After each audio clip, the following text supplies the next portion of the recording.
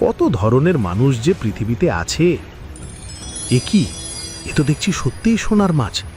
যাত্রী তো ভুল কিছু বলেনি, এ তো জাদুর মাছ মনে হচ্ছে। ভারী অদ্ভুত ব্যাপার তো। আলো, আমার আলো। না, এই সোনার মাছটাই যত নষ্টের গোড়া।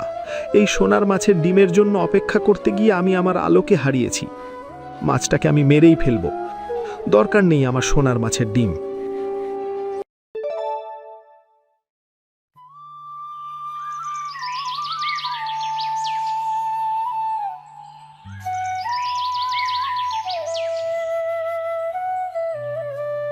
আজকে এই পাকা আমটা আমারই হবে।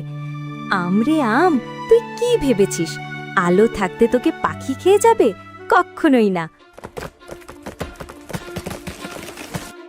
আরে থাম থাম, আমি তোকে ভাঙবো না রে বুড়ো। ও মা, এ কি হলো? আ, আ, আ।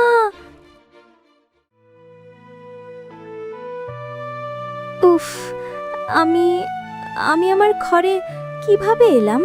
আলো, মা, তোর কেমন লাগছে এখন? এখন একটু ভালো লাগছে। সৃষ্টিকর্তার অশেষ কৃপা, তুই ঠিক আছিস। উনি কে বাবা?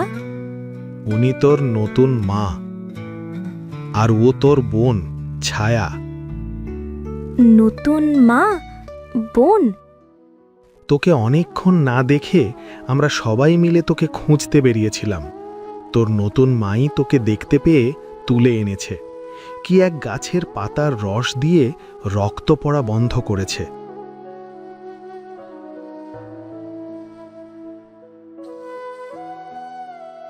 হ্যাঁ মা, তুই গাছ থেকে পড়ে গেছিস। আমি তোকে দেখতে পেয়ে তাড়াতাড়ি তুলে এনেছি। ভয় পাস না মা, এখন সব ঠিক হয়ে যাবে। হ্যাঁ, আমি খুব ব্যথা পেয়েছিলাম। মা মারা যাওয়ার পর কেউ আমাকে এভাবে আদর করেনি। আর এই যে তোর বোন ছায়া। ছায়া, এ হলো তোর বুবু আলো। বুবু, তুমি ঠিক আছো তো? রক্ত দেখে আমি যা ভয় পেয়ে গেছিলাম না। হ্যাঁ, রক্ত, অনেক রক্ত ঝরেছিল। ওসব কথা বাদ দাও ছায়া, ও ঠিক হয়ে যাবে। রানু ঠিক সময়ে এসে না তুললে। ভাগ্যিস আমি আম বাগানে খুঁজতে গিয়েছিলাম, হঠাৎ শব্দ শুনে ছুটে গিয়ে দেখি আলো পড়ে আছে। রক্ত দেখে তো আমার হাত পা ঠান্ডা হয়ে গিয়েছিল। রানু না থাকলে আমার আলো আজকে। বাবা, তুমি কেঁদো না, আমি ঠিক আছি তো। হ্যাঁ, তুমি কাঁদছো কেন? আমি যখন আছি তখন আর কোনো চিন্তা নেই। এখন থেকে আমি আলোর সঙ্গে সব সময় থাকব। ওকে আর কোনোদিন এমন করে পড়তে দেব না, কথা দিচ্ছি। ধন্যবাদ নতুন মা। আমার নিজেরও তো একটা মেয়ে আছে, কিন্তু আজ থেকে তোরা দুজনেই আমার দুটো চোখের মণি। সে কি, ছায়ার সঙ্গের মতো দাঁড়িয়ে আছিস কেন? তোর বুবুর সঙ্গে গল্প কর। বুবু তো এখন অসুস্থ। বুবু সুস্থ হোক, আমরা একসঙ্গে পুতুল খেলব। কি বলো বুবু? আমিও তোর সঙ্গে খেলতে চাই। আমরা পুতুল বানিয়ে খেলব, কি বলিস? হ্যাঁ বাবা, আমি খুব খুশি। হ্যাঁ, বুবুকে পেয়ে আমারও খুব ভালো লাগছে। দেখেছো রানু, আমি বলেছিলাম না সব ঠিক হয়ে যাবে। আমার মেয়েটা খুব ভালো, সবাইকে আপন করে নেয়। হ্যাঁ, তাই তো দেখছি। আমিও আলোর মতো একটা মেয়ে পেয়ে খুব খুশি। হ্যাঁ, এবার থেকে আমার ঘরে হাসি ফুটবে। মেয়েটার চোখে মায়ের জন্য তৃষ্ণা দেখতাম, মেয়েটা মা পেয়ে গেল।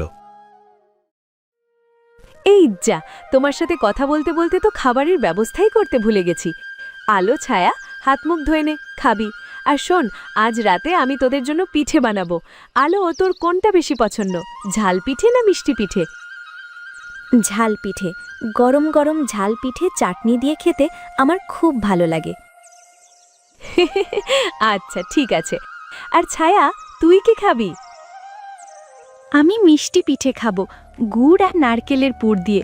আমার ভীষণ প্রিয়। আমি একাই পুরো পাতিল সাবার করে দেব। বাবা, নতুন মাকে আমার খুব ভালো লেগেছে। আচ্ছা, তাই বুঝি? হ্যাঁ, ছায়াকেও। একটু চুপচাপ যদিও, কিন্তু মনে হয় ও খুব ভালো মেয়ে। যাক, তোর যে ওদেরকে ভালো লেগেছে সেটাই বড় ব্যাপার। আয় রে আমার সোনা আলো, দেখ তোর জন্য কি এনেছি। আম দিয়ে মুড়ি মাখিয়ে খাবি? মা, আমাকে আরেকটা আম দাও না, আমি আরও চাই। আচ্ছা মা, তুই না হয় ছায়া মা, তুই আগে একটা আম খেয়ে শেষ করে নে, তারপর না হয় আর একটা নিস। না, আমার আরেকটা আম চাই, এক্ষুনি চাই। ছি মা, এভাবে জেদ করে না। একটা আম খেয়ে শেষ কর, এরপর। ছায়া, এদিকে আয়, তুই আমার আমটা নে। বাবার কথা শোন, এটা খাওয়া হলে আর একটা নিস না হয়। আমি নিজে তোর পাতে দিয়ে আসব, কেমন? লক্ষ্মী মা আমার, মায়ের কথা শোন। আচ্ছা মা, ঠিক আছে। হ্যাঁ গো, মেয়েটা আবার রাগ করলো না তো? না না, আমার মেয়ে অবুঝ নয় গো। আমার আলো আর ছায়া দুজনেই ভীষণ বুদ্ধিমতী। আমি দুজনকেই খুব ভালোবাসি। সত্যি বলছো মা? তুমি আমাকে সত্যি ভালোবাসবে তো মা? বাবা বলেছে তুমি খুব ভালো। শুধু বাবাই বলে, তুই বলিস না? নাকি এখনো আমাকে মেনে নিতে ভয় পাচ্ছিস? না মা, আমি নিজেও তোমাদের ভালোবেসে ফেলেছি। ছায়াকে তুই নিজের বোনের মতো আগলে রাখিস মা, ওকে কখনো কষ্ট দিস না। কি বলছো মা? ছায়া তো আমার বোনই, আমি ওকে কত আদর করি, কত ভালোবাসি। কি রে বোন, তোর তো কোনো খোঁজ খবরই নেই, একেবারে অমাবস্যার চাঁদ হয়ে গেলি। আরে ভাইজান যে, এসো এসো বসো। ভাগ্নিকে দেখছি না যে, কোথায় গেল? ছায়া, ও ছায়া। ভাগ্নি না, বলো ভাগ্নিদের। ছায়া আলোর সাথে খেলছে। ও হ্যাঁ হ্যাঁ, আমার তো ভাগ্নি এখন দুটো, ডাক ওদেরকে, কথাবার্তা বলি। মা ডেকেছো? তোদের মামা এসেছে, তোদের দেখতে চাইছিল। ভাইজান, এই যে আমার মেয়ে আলো। বাহ, আমার এখন দুটো ভাগ্নি। বাহ, তোর মেয়ে আলো তো ভারী মিষ্টি। মামা, তোমার কথাবার্তা শেষ হলে আমরা যাই। খেলছিলাম, তোমার জন্য খেলা ছেড়ে চলে এসেছি। আরে দাঁড়া না, এমন করছিস কেন? তা ভাগ্নিরা যাবে নাকি মামার বাড়ি? হ্যাঁ, আমিও তাই ভাবছিলাম। আলো, মামার বাড়িতে বেড়াতে যাবি? দেখবি খুব ভালো লাগবে। যেতে তো খুব ইচ্ছে করছে মা, কিন্তু আবার কিন্তু কিসের? বাবাকে ভয় পাচ্ছিস? তোর বাবাকে আমি রাজি করাবো। তুই আর ছায়া তোদের কাপড় গুছিয়ে নে। হ্যাঁ হ্যাঁ, তোরা জলদি সবকিছু গুছিয়ে নে, তোদের মামি খুব খুশি হবে। হ্যাঁ, আমরা অনেক মজা করব।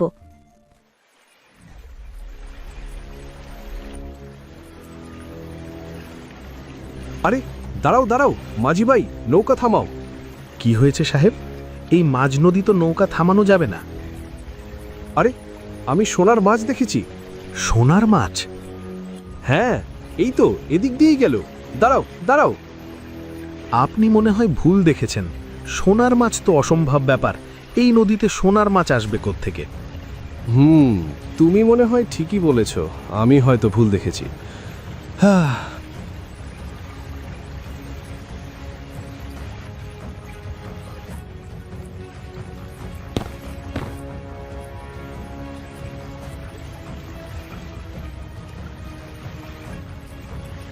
কি অদ্ভুত লোক! এই নদীতে নাকি সোনার মাছ দেখেছে। কত ধরনের মানুষ যে পৃথিবীতে আছে! এ কি? এ তো দেখছি সত্যিই সোনার মাছ। যাত্রী তো ভুল কিছু বলেনি। এ তো জাদুর মাছ মনে হচ্ছে। ভারী অদ্ভুত ব্যাপার তো। রানু, রানু, দেখে যাও কি পেয়েছি। কি হলো? এ তো চেঁচাচ্ছ কেন? উমা, কি সুন্দর! এ যে দেখছি সোনার মাছ। নিজেই ধরে দেখো। আরে তাই তো, আসলেই তো এটা সোনার মাছ। এটা বাজারে বিক্রি করে দিই, কি বলো? তুমি কি পাগল হয়েছো? কেন? বুঝতে পারছো না? এর ডিম নিশ্চয়ই সোনার। আমরা এটাকে যত্ন করব, পালবো, আমরা ধনী হয়ে যাব। এর খুব যত্ন করতে হবে। হ্যাঁ, একে আমাদের পুকুরে রাখি। সোনার মাছের ডিম নিশ্চয়ই সোনার হবে। আমাদের সব দুঃখ ঘুচে যাবে। ইস, এখন যদি আমার মেয়েরা থাকতো তাহলে কতই না খুশি হতো। আমি এক কাজ করি, আমি গিয়ে ওদেরকে মামা বাড়ি থেকে নিয়ে আসি। আরে থামো থামো, মেয়েরা একটা মাছ দেখে খুশি হবে নাকি অনেক মাছ দেখে খুশি হবে বলো তো? অবশ্যই অনেক সোনার মাছ দেখে খুশি হবে। ঠিক বলেছ, এই মাছটা মনে হয় জাদুর মাছ। ডিম থেকে মাছ হতে বেশি সময় লাগবে না। মাছটা আগে ডিম তো পারুক, কটা দিনেরই তো ব্যাপার। তা কিন্তু ঠিক বলেছ।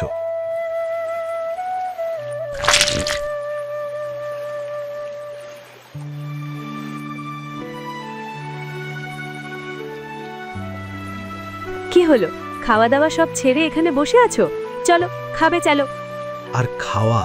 কতদিন হয়ে গেল মাছটা এখনো সোনার ডিম দিল না। আমি তো কিছুই বুঝতে পারছি না। আরে তুমি এত চিন্তা করো না তো, সময় হলে ঠিক ডিম দেবে। আর দেবে, ঘোড়ার ডিম দেবে। আমি মাছটাকে আর রাখবো না, বাজারে নিয়ে বিক্রি করে দেব। অন্তত কিছু টাকা তো আসবে। আরে আরো কটা দিন অপেক্ষা করো না। না, আমি আর অপেক্ষা করব না। এই ডিমের চক্করে কতদিন আমি আমার মেয়েটাকে দেখি না।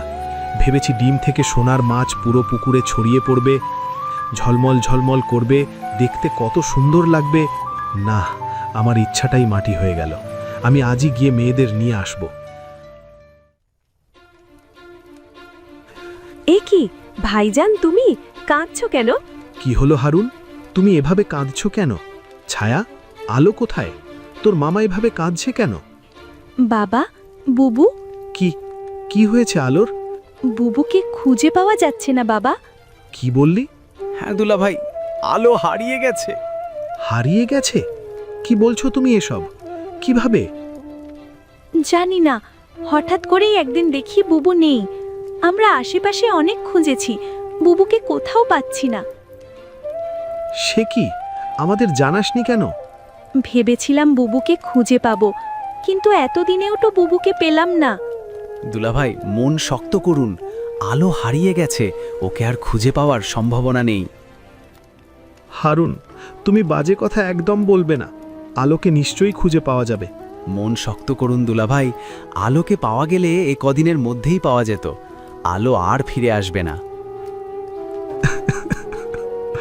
আলো, আমার আলো। না, এই সোনার মাছটাই যত নষ্টের গোড়া। এই সোনার মাছের ডিমের জন্য অপেক্ষা করতে গিয়ে আমি আমার আলোকে হারিয়েছি। মাছটাকে আমি মেরেই ফেলব। দরকার নেই আমার সোনার মাছের ডিম।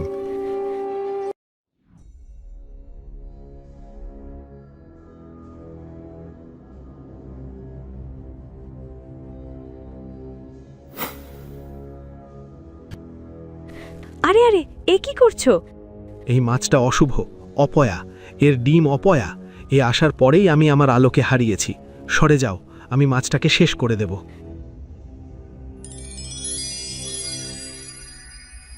আলো, তুই বাবা, তুই তুই মা, তুই এই সোনার মাছ হয়েছিলি কি করে? আলো, আলো ফিরে এসেছে। আমি আগেই জানতাম এটা জাদুর মাছ। আয় মা, আমার কাছে আয়। খবরদার, তুমি আমার কাছে আসবে না। কেন মা, আমি কি করেছি? কি করেছো তুমি জানো না? কি হয়েছে মা? তুই রানুর উপর রাগ করেছিস কেন? কেন রাগ করছি জানতে চাইছো তো বাবা? তাহলে শোনো।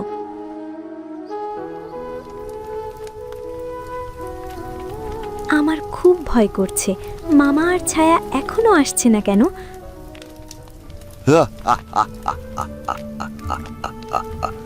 তুমি ভয় পাচ্ছ খুকি? চিন্তা করো না, কিছুক্ষণ পর তোমার সব ভয় দূর হয়ে যাবে। মামা কখন আসবে? আমাকে এখানে বসতে বলে যে চলে গেল, বলল ছায়াকে নিয়ে আসবে। কেউ আসবে না খুকি, তুমি শান্ত হয়ে বসো। একটু পর তুমি একটা তেলাপিয়া মাছ হয়ে পুকুরে সাঁতার কাটবে। কি বলছেন আপনি এসব? যা বলছি সত্যি বলছি। তোমাকে মাছ বানানোর জন্য আমাকে অনেক টাকা দেওয়া হয়েছে। আপনি হাসছেন কেন? তোমার মা রানুই তো তোমার মামাকে বলেছে তোমাকে গুম করে ফেলার ব্যবস্থা করতে, যেন কেউ কোনোদিন তোমাকে খুঁজে না পায়। না, আমি বিশ্বাস করি না। বিশ্বাস করো বা না করো, এটাই সত্যি। বাবা, বাবা আমাকে বাঁচাও। কেউ তোমাকে বাঁচাতে আসবে না খুকি। হে সৃষ্টিকর্তা, আমাকে সাহায্য করো। কি এসব কি হচ্ছে? মন্ত্রে কোনো ঝামেলা হয়েছে নিশ্চয়ই। ওরে বাবা, বাঁচাও! হে সৃষ্টিকর্তা, এ আমাকে তুমি কোন পরীক্ষায় ফেললে? আমি দেখছি একটা সোনার মাছ হয়ে গেছি। আমাকে আমার বাবার কাছে ফিরিয়ে দাও। আমি আমার বাবার কাছে ফিরে যেতে চাই। সৃষ্টিকর্তা আমার প্রার্থনা শুনেছেন। তিনিই আমাকে আবার আমার বাবার কাছে ফিরিয়ে দিয়েছেন। তার অশেষ কৃপা। তান্ত্রিকের জাদুর মধ্যে দোষ তৈরি হয়েছিল বলেই আমি মাটিতে পড়ে সোনার মাছ থেকে মানুষ হয়েছি। সোনার মাছের ডিমের জন্য লোভ করেছি বলেই এত অঘটন। এই ডিমের জন্য সময় নষ্ট না করে তোকে আমার গিয়ে নিয়ে আসা উচিত ছিল। আমি তোকে আর কোথাও যেতে দেব না মা। আমার ভুল হয়ে গিয়েছিল।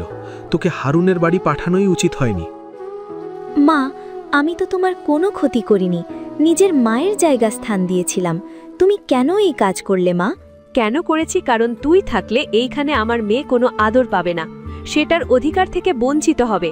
একটা আম না হয় আমার মেয়েটা বেশিই খেতে চেয়েছিল, সেটা যখন তাকে খেতে দেওয়া হয়নি তখনই আমি বুঝতে পেরেছি এই বাড়িতে আমার মেয়ের জায়গাটা কি। কিন্তু আমি সবসময়ই আলো ছায়াকে এক চোখে দেখিনি। তুমি আমার মেয়ের সাথে এমন শত্রুতা কি করে করতে পারলে? ওটা শত্রুতা না, আমি শুধু আমার মেয়ের ভালো চেয়েছি। বেরিয়ে যাও, আমার ঘর থেকে বেরিয়ে যাও বলছি। আমি তোমাদের নামে পঞ্চায়েতকে জানাবো। বেশ, আমি চলে যাচ্ছি, তবে মনে করো না আমি তোমাকে ছেড়ে দেব। আমিও তোমাকে দেখে নেব। কাঁদিস নে মা, আমি থাকতে কেউ আর তোর কোনো ক্ষতি করতে পারবে না। চল, ঘরে চল।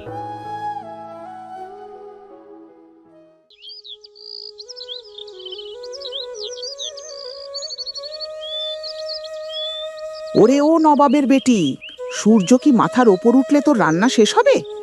বলি, ঘরের কর্তা যে না খেয়ে বসে আছে সেদিকে খেয়াল আছে? বাপের বাড়ি থেকে শুধু কি শিখে এসেছিস শুনি? মা, এই তো হয়ে এসেছে। চালটা একটু সেদ্ধ হতে দেরি হচ্ছে। আর কিছুক্ষণ ধৈর্য ধরুন মা, আমি এখনই খাবার দিচ্ছি। ধৈর্য? আমার তো সারা জীবনই ধৈর্য ধরে কেটে গেল। এমন অলক্ষী বউ ঘরে এলে কি আর সংসারে শ্রী থাকে? অভাব তো তোর পা দিয়েই এই ঘরে ঢুকেছে।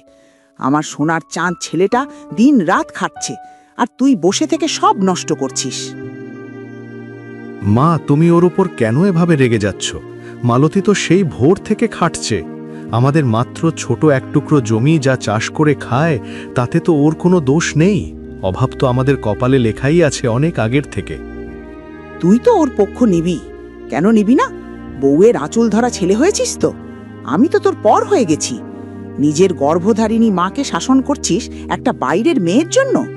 মনে রাখিস হরিপদ, এই জমিটুকু ছাড়া তোর আর কিচ্ছু নেই। আর এমন অলক্ষী বউ থাকলে সেই জমিটুকুও কবে হাতছাড়া হয়ে যাবে কেউ জানে না। মা, আমি কাউকে শাসন করছি না। আমি শুধু শান্তিতে দুমুঠো খেয়ে মাঠে যেতে চাই। সারাদিন রোদ বৃষ্টিতে খাটি, মাঠে যাওয়ার সময় যদি এমন ঝগড়া দেখি তবে কি মনে শান্তি পাই না বলো? আপনি খেয়ে নিন, মায়ের কথা ছেড়ে দিন। উনি বয়স্ক মানুষ, একটু আড্ডু বলতেই পারেন। আপনি দেরি করলে মাঠে কাজ শেষ করতে পারবেন না। দেখ হরিপদ, দেখ কেমন সাধু সাজার চেষ্টা করছে। মনে মনে ঠিকই আমাকে অভিশাপ দিচ্ছে। ওরে মালতী, আমি সব বুঝি। তোর এই বিনয় শুধু লোক দেখানো।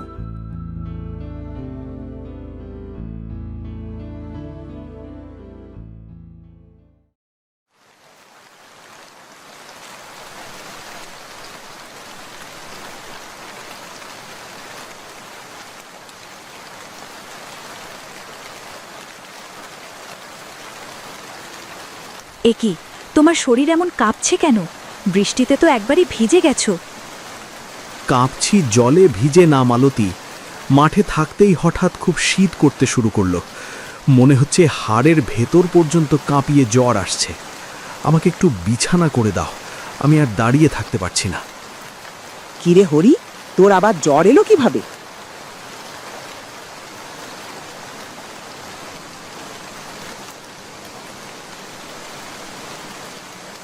মালতী, ওরে ও মহারানী, বসে না থেকে হরির মাথায় জল দে। শুধু বসে বসে স্বামী সোহাগ দেখালে কি জ্বর সারবে? মা, ওনার শরীর যে আগুনের মতো পুড়ছে, একটু হাত দিয়ে দেখুন, নিঃশ্বাস নিতেও কষ্ট হচ্ছে মনে হয়। কবিরাজ মশাইকে কি একবার খবর দেব? কবিরাজ ডাকার পয়সা তোর বাপ দেবে। ঘরে এক মুঠো চাল নেই, আর উনি এসেছেন কবিরাজ ডাকতে। জলপট্টি দে, সকালেই সব ঠিক হয়ে যাবে।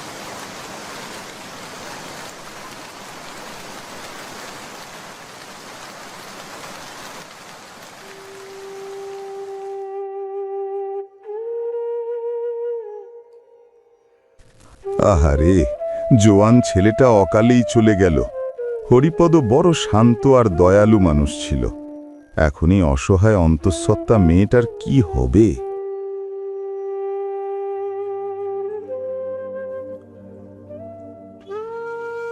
সত্যি বউটা পোয়াতি, এমন সময় স্বামীটা মারা গেল। সব দোষ এই বউয়ের। আমি আগেই বলেছিলাম ও অলক্ষী। যেদিন থেকে ওর পা আমার বাড়িতে পড়েছে, সেদিন থেকেই অশুভ ছায়া আমাদের পিছু ছাড়ছে না।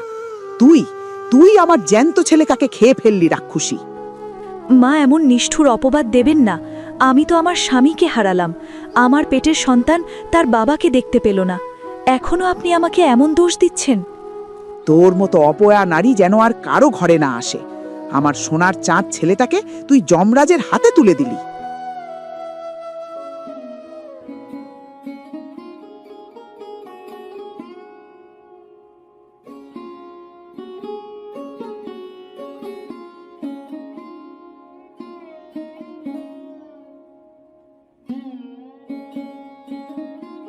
আহালে, প্রাণীটা বোধহয় অনেক দিন কিছু খায়নি। রোদে পুড়ে পিপাসায় আর ক্ষুধায় কেমন ছটফট করছে।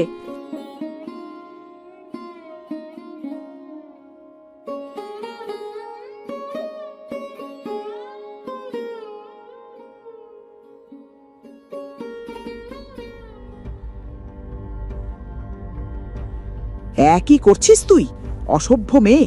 ঘরে এক মুঠো চাল নেই, আমি আধ পেটা খেয়ে আছি, আর তুই নাকি না নিজের পাতের খাবার ওই নোংরা কুকুরকে দিচ্ছিস। তোর আস্পর্ধা তো কম নয়।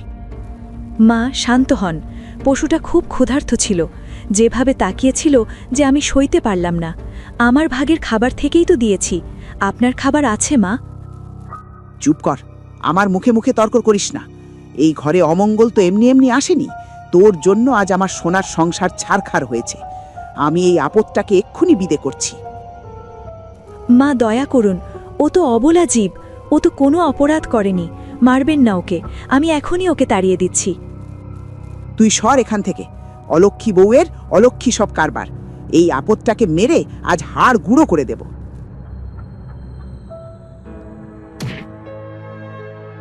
যা, এখান থেকে দূর হ। আবার যদি এই ভিটে পা দিস, তবে তোর জান শেষ করে দেব। আর মালতী, তুই শুনে রাখ, আজ থেকে তোর খাবারে আমি টান দেব। কুকুরকে খাবার দেওয়া বুঝিয়ে দেব। যখন নিজে খেতে পারবি না, তখন পশু পাখির খাবার দেওয়া এমনি বন্ধ হয়ে যাবে।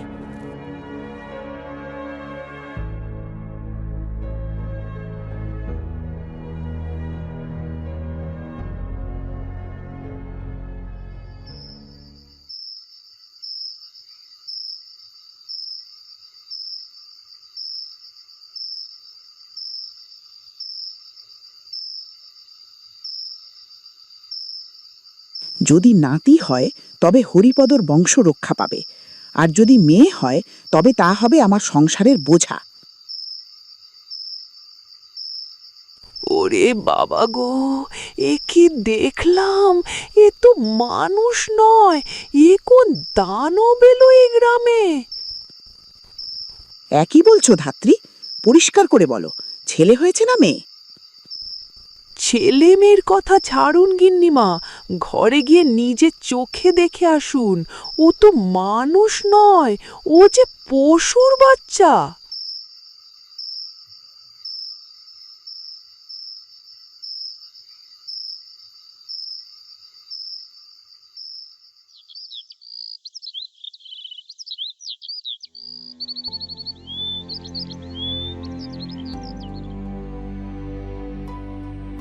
এ তো ঘোর কলিযুগ। মানুষের গর্ভে কুকুরের মতো দেখতে বাচ্চা। এ নিশ্চয় কোনো মহাপাপের ফল। আমি তো আগেই বলেছিলাম এই মালতী মেয়েটা সুবিধের নয়, ও নিশ্চয়ই কোনো ডাইনি কিংবা তুকতাক জানে, তা না হলে এমন অলক্ষণে কাণ্ড ঘটে। ওর শাশুড়ি কি তাহলে ঠিকই বলে মালতী অলক্ষণা? গ্রামবাসী, আপনারা সাক্ষী থাকুন। আমি তো জানতামই এই কুলক্ষণা মেয়েটা আমার সোনার সংসার ছাড়খাড় করতে এসেছে। আগে আমার ছেলেকে খেলো, আর এখন আমার বংশে কুকুর পয়দা করলো। ও ডাইনি, ও একটা রাক্ষসী। মা দোহাই আপনার, এভাবে বলবেন না। আমি তো কোনো পাপ করিনি, এ আমার সন্তান। এ যেভাবেই আসুক, ও তো আমারই রক্ত। তোর রক্ত মানেই তো অপবিত্র রক্ত। ওরে ডাইনি, তুই কোন শয়তানের উপাসনা করিস যে আজ আমাদের মুখ পোড়ালি? এই বাড়িতে তোর আর ঠাঁই নেই। এই কুকুরের বাচ্চাকে নিয়ে তুই এক্ষুনি বিদে হ। ঠিক বলেছেন গিন্নিমা, এমন অলক্ষণী মা আর ছেলেকে গ্রামে রাখলে গ্রামের অমঙ্গল হবে, ফসল হবে না, মহামারী দেখা দেবে। এদের তাড়িয়ে দেওয়াই মঙ্গল। এই শিশুকে নিয়ে আমি কোথায় যাব মা? আমাকে এভাবে তাড়িয়ে দেবেন না। এমন বাচ্চা কেন হলো? এখানে তো আমার কোনো হাত নেই মা, দয়া করুন আমার উপর।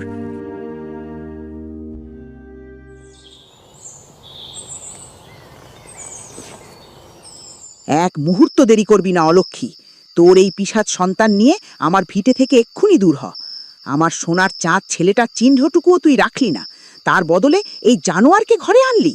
বেরিয়ে যা বলছি, বেরিয়ে যা। মা দয়া করুন, সন্ধে নেমে আসছে। এই দুধের শিশুকে নিয়ে আমি কোথায় দাঁড়াবো? বনের পশু পাখিরাও তো লাটে আশ্রয় পায়। আমাকে গোয়ালঘরের এক কোণে থাকতে দিন, আমি সব কাজ করব, কিন্তু এই অন্ধকার রাতে আমাদের বের করে দেবেন না। তুই অপবিত্র, তুই ডাইনি। গ্রামের মানুষ তোকে পুড়িয়ে মারতে চেয়েছিল, আমি দয়া করে তোকে প্রাণ ভিক্ষা দিয়ে বের করে দিচ্ছি। এটাই তোর ভাগ্য। এত মায়া কান্না দেখিয়ে লাভ নেই। যে মা কুকুরের জন্ম দেয় তার স্থান লোকালয় হতে পারে না। তুই জঙ্গলে চলে যা, ওখানেই তোর এই সন্তানের সঠিক জায়গা। হ্যাঁ, ঠিক বলেছে। এই অলক্ষণে কুকুরছানা যদি গ্রামে থাকে তবে আমাদের ঘরে রোগবালাই ছড়াবে। তোর যদি তোর স্বামীর প্রতি বিন্দুমাত্র সম্মান থাকে তবে এই গ্রাম ছেড়ে চিরতরে চলে যা। ঠিক আছে মা, আমি চলে যাচ্ছি, কিন্তু আপনি আমার উপর অবিচার করেছেন। ঈশ্বর সব দেখছেন। আমার এই সন্তানকে আপনি স্বীকার করলেন না, কিন্তু মনে রাখবেন, মায়ের কাছে সন্তানের চেয়ে বড় আর কিচ্ছু নেই। একদিন হয়তো আপনি আপনার ভুল বুঝতে পারবেন, কিন্তু সেদিন অনেক দেরি হয়ে যাবে।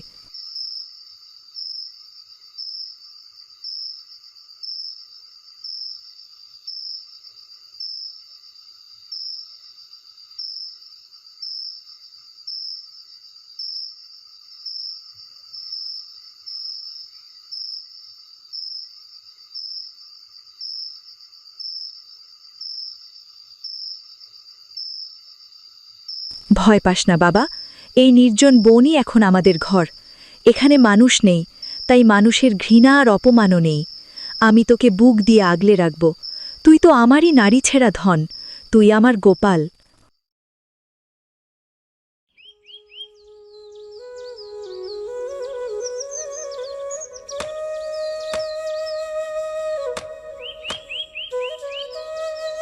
গোপাল রে, আর কত দূর যাবি? আজ সূর্য খুব তেজ দিচ্ছে, ঝুড়িটা প্রায় ভরে গেছে। এবার চল, কুটিরে ফিরে যাই বাবা।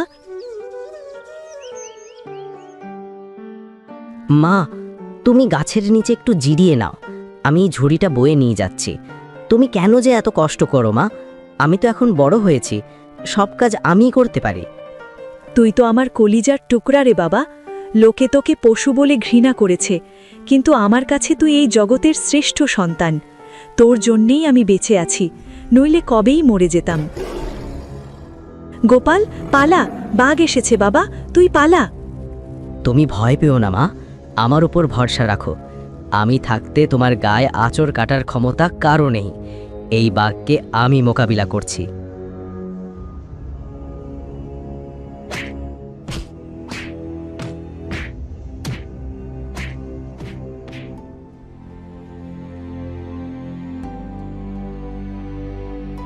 দেখেছ মা, বন আমাদের আশ্রয় দিয়েছে, আর এই বনই আমাকে শিখিয়েছে কিভাবে লড়াই করতে হয়। কেউ তোমাকে আঘাত করতে পারবে না।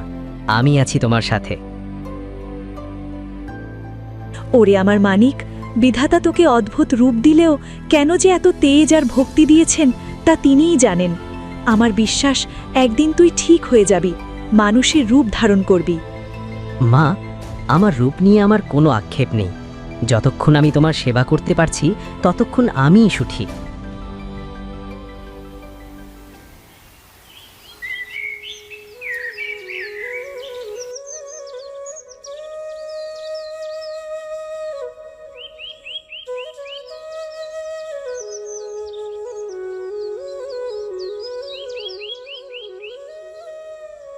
গোপাল, দেখ, এই কুকুরটির পিঠের ক্ষতটা অবিকল সেই কুকুরের মতো যাকে তোর ঠাকুমা একদিন অমানবিকভাবে মেরেছিলেন। 15 বছর হয়ে গেল, তবু এই প্রাণীটি আজও বেঁচে আছে। এ কিভাবে সম্ভব? মা, আমারও মনে হচ্ছে এই প্রাণীটি সাধারণ কোনো পশু নয়। এর চোখের দিকে তাকাও, মনে হচ্ছে ও আমাদের কিছু বলতে চাইছে।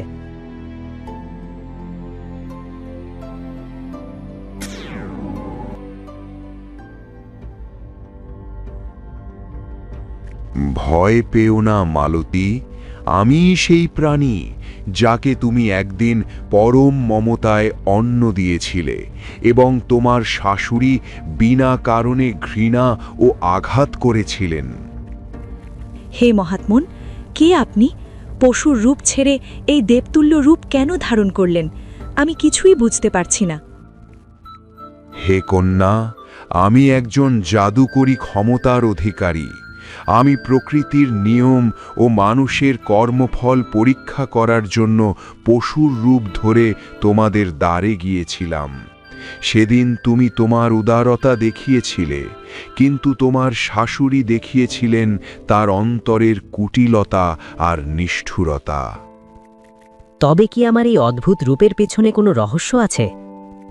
হ্যাঁ বৎস, তোমার ঠাকুমা সেদিনের সেই নিষ্ঠুর আঘাতের অভিশাপই তোমার ওপর পড়েছে। আমি সেদিন ক্রুদ্ধ হয়ে অভিশাপ দিয়েছিলাম যে তার বংশে এমন এক সন্তানের জন্ম হবে যার রূপ হবে পশুর মতো। তিনি যেন নিজের চোখের সামনে নিজের নিষ্ঠুরতার ফল দেখতে পান। কিন্তু অপরাধ করেছেন আমার শাশুড়ি, আর তার ফল ভোগ করতে হচ্ছে এই নিষ্পাপ সন্তানকে। দীর্ঘ 15 বছর ধরে সমাজ আমাকে ঘৃণা করেছে। আমার শাশুড়ি আমাকে ঘর থেকে বের করে দিয়েছেন। আমি সব লাঞ্ছনা সহ্য করেছি, কিন্তু আমার এই নিরপরাধ সন্তান যখন তার নিজের রূপ দেখে দীর্ঘশ্বাস ফেলে, তখন আমার বুকটা ফেটে যায়। অন্যের করা পাপের শাস্তি কেন ও সারা জীবন বয়ে বেড়াবে? আমি তোমাদের অনেক খুঁজেছি, তোমাদের বাড়িতে অনেকবার গিয়েছি, কিন্তু পাইনি। মালতী, তোমার ধৈর্য আর ত্যাগ অতুলনীয়। তুমি অন্যের পাপের বোঝা নিজের কাঁধে বয়ে বেড়াচ্ছ। তোমার মাতৃত্বের পরীক্ষা আজ শেষ হয়েছে।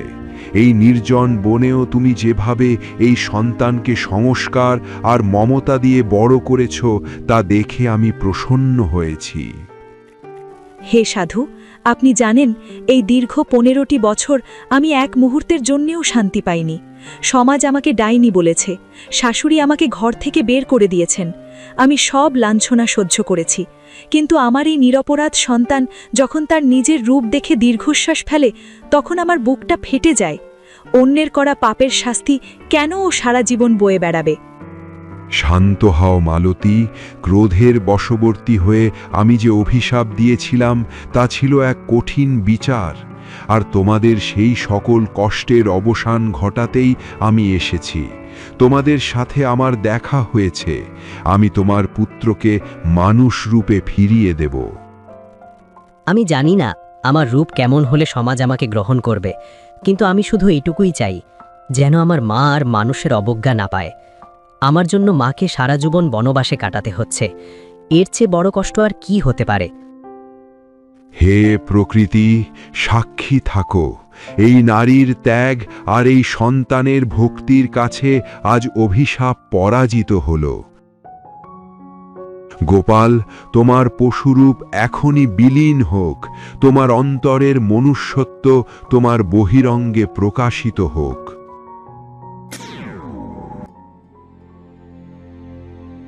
গোপাল, বাবা আমার, এ কি দেখছি আমি? সৃষ্টিকর্তার অশেষ কৃপা। সাধু বাবা, আপনাকে অনেক ধন্যবাদ। আপনি আমার সন্তানকে মানুষ রূপে ফিরিয়ে দিয়েছেন। মা, আমি কি তবে সত্যিই মানুষ হয়ে গেলাম? আমার মুখ, আমার হাত সব একদম মানুষের মতো। মালতী, তোমার সন্তান এখন কেবল রূপেই মানুষ নয়, সে গুণে এবং শক্তিতেও অনন্য। এবার সময় এসেছে ঘরে ফেরার। যে সমাজ তোমাকে ত্যাগ করেছিল, সেই সমাজই এখন তোমাদের বরণ করে নেবে। তোমার শাশুড়ি তার কর্মফল ভোগ করছেন। যাও, তার শেষ সময়ে তার পাশে দাঁড়াও। এটাই হবে প্রকৃত ক্ষমা। আমি তাহলে এখন যাই।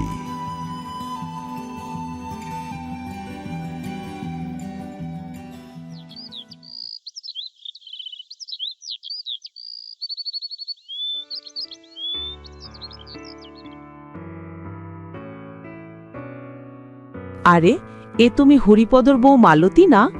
কিন্তু তোমার সাথে এই ছেলেটিকে? 15 বছর আগে তো তুমি বনবাসে গিয়েছিলে। তোমার সেই অলক্ষণে বাচ্চাটি কি মারা গেছে? মাসি, আর সাথে যে ছেলেটিকে দেখছেন, সে আমার সন্তান গোপাল। বিধাতার কৃপায় সে এখনো স্বাভাবিক হয়ে গেছে।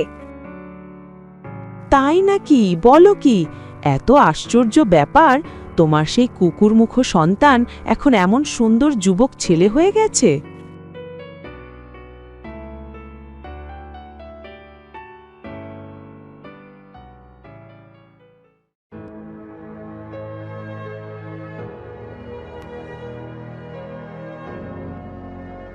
কে কে এলে তোমরা? এই অভাগীর ঘরে তো কেউ আসে না। আমাকে একটু জল দেবে? তৃষ্ণায় বুকটা ফেটে যাচ্ছে।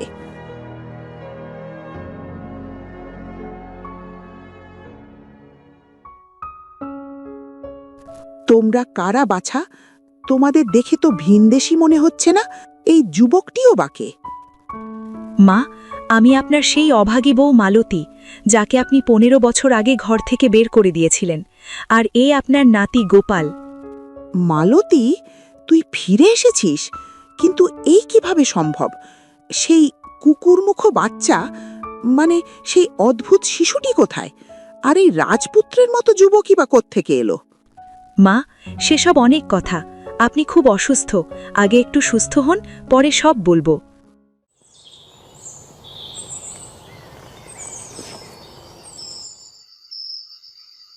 মা, আপনি কি সেই দিনটির কথা ভুলে গেছেন, যেদিন এক ক্ষুধার্ত কুকুরকে আপনি লাঠি দিয়ে নির্মমভাবে আঘাত করেছিলেন? সেই কুকুরটি আসলে সাধারণ কোনো প্রাণী ছিল না। তিনি ছিলেন এক জাদুকরী সাধু। আপনার সেই নিষ্ঠুরতার কারণেই তিনি অভিশাপ দিয়েছিলেন। তবে কি গোপালের সেই রূপ আমারই পাপের ফল ছিল? আমি অবলা প্রাণীকে মেরেছিলাম বলেই আমার বংশে এমন রূপের জন্ম হয়েছিল। হ্যাঁ মা, সাধু নিজে সে কথা আমাকে বলেছিলেন। কিন্তু তিনি এও বলেছিলেন যে ক্ষমা আর মাতৃত্বের ত্যাগ সব অভিশাপ মুছে দিতে পারে।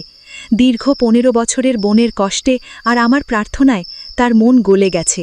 তিনি তার জাদুদণ্ড দিয়ে গোপালকে এই সুন্দর রূপ দান করেছেন। ওরে মানিক, আমাকে ক্ষমা কর। আমার কুটিল মন আর রাগের কারণে তোকে 15টা বছর পশুর অবয়বে কাটাতে হয়েছে। তোদের উপর আমি যে অবিচার করেছি তার কোনো ক্ষমা নেই। মালতী, তুই মানুষ নস মা, তুই দেবী। যে শাশুড়ি তোকে ঘর ছাড়া করল, তাকেই তুই জমের দুয়ার থেকে ফিরিয়ে আনলি। তাড়িয়ে দেওয়ার পর থেকে আমি একটা দিনও শান্তিতে থাকতে পারিনি। আমি আমার পাপের শাস্তি পেয়েছি। ধুকে ধুকে মরতে বসেছিলাম। তোরা এসে আমার ঘরটা আবার পূর্ণ করে দিলি। ঠাকুমা, তুমি দুঃখ করো না। মা আমাকে শিখিয়েছেন কারো মনে কষ্ট দিতে নেই। তুমি তোমার ভুল বুঝতে পেরেছ, এটাই সবচেয়ে বড় কথা। হ্যাঁ, মানুষ মাত্রই ভুল করে। আপনিও ভুল করেছিলেন। তবে এখন আপনি আপনার ভুল বুঝতে পেরেছেন, এটাই বড় কথা। আমরা কোনো কিছু মনে রাখিনি। আপনি দুঃখ পাবেন না। আজ থেকে তোরাই আমার সব। আমি বুঝতে পেরেছি, মানুষের রূপ দিয়ে তার বিচার হয় না, বিচার হয় তার কর্ম আর গুণ দিয়ে। কাউকে অকারণে কষ্ট দিলে বিধাতা কখনো মঙ্গল করেন না। আজ থেকে আমরা একসাথেই থাকব।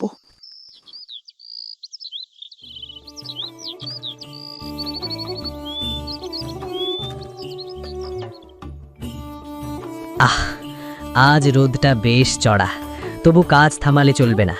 ঠাকুমার মায়ের মুখে খাবার তুলতে হলে আমাকে কাজ করতেই হবে।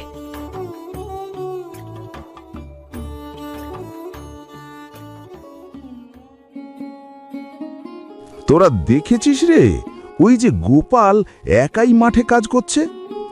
সত্যি ভাগ্য বড় আগের জিনিস।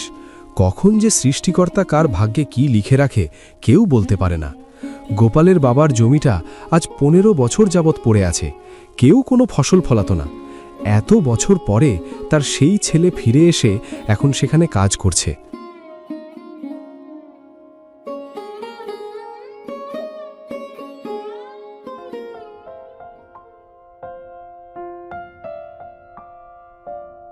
কাকা, একটু জল দেবেন, তারপর আবার কাজে নামব। আজ বাড়ি থেকে জল আনতে মনে নেই। এই নে বাবা, নে জল খা। তুই একা এত কষ্ট করিস কিভাবে বলতো? আমার ঠাকুমার মা ঘরে না খেয়ে আছে কাকা, আমি কাজ না করলে ওরা খাবে কি করে? আমি ছাড়া ওদের আর কে আছে? তুই আমাদেরকে ক্ষমা করে দিলে বাবা। আমরা গ্রামের মানুষেরা তোদের পাশে দাঁড়াইনি, তোকে আর তোর মাকে গ্রাম ছাড়া করেছি। গোপাল, শোন বাবা, আজ থেকেই মাঠের কাজের ভাগটা আমরা সবাই মিলে করব। তাতে যদি আমাদের একটু পাপ কমে। আপনারা পাশে থাকলে আমার শক্তি আরও বাড়বে কাকা।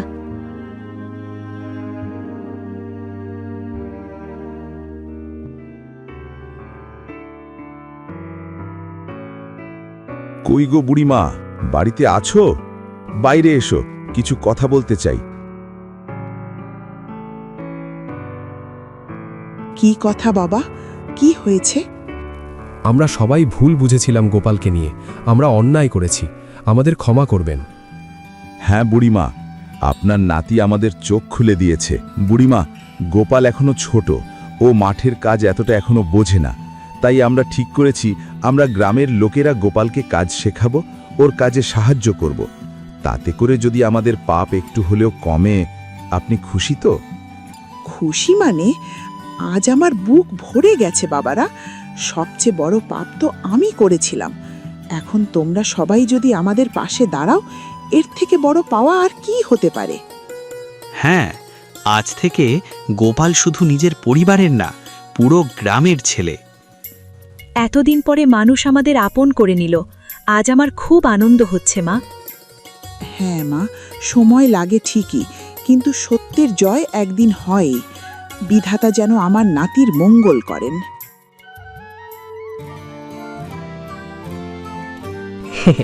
তাহলে আজ রাতে খাওয়া দাওয়ার একটা আয়োজন হয়ে যাক, কি বলো ঠাকুমা?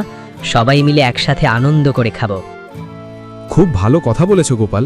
শোনো, সবাই সবার বাড়ি থেকে যে যা পারো তাই নিয়ে আসো। ছোটবেলার মতন আমরা পিকনিক করব, আজ আমরা আনন্দ করব।